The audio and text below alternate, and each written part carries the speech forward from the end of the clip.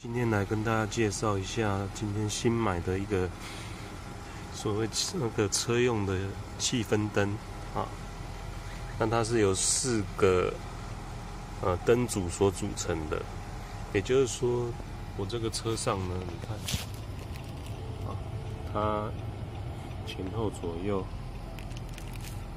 那基本上呢都可以放置一个灯组。我们看一下后面的车厢，那后座的话，基本上就是有2个。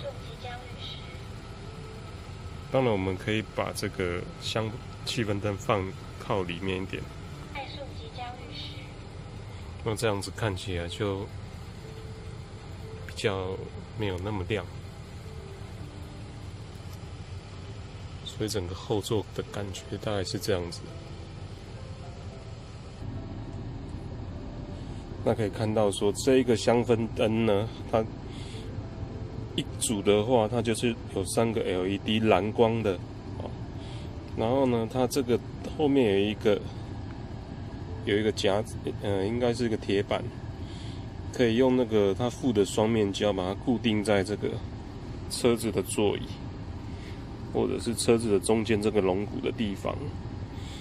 那看您喜欢是要固定在哪边。那另外的话，就是说它这个灯呢，它这个灯是可以转动的，就是等于说你可以调不一样的角度，对不对？如果你固定在墙上的时候，你可以就是说你要往哪一边照明的话，是可以调的。所以呢，大概就是这样子。那基本上这个东西价格大概是，我大概是买在170块左右。对，那如果各位有兴趣的话，可以上网去买一下。那另外它就是这边有一个开关，按下去，如果你按下去的话，它可以开或关。当然，它是有12伏的供电嘛。如果说你的这个供电不稳的话，那可能它电流不够的时候，它可能就没有那么亮。对，还有你那个点烟的那个接头啊，那可能就是要确认有接触的好。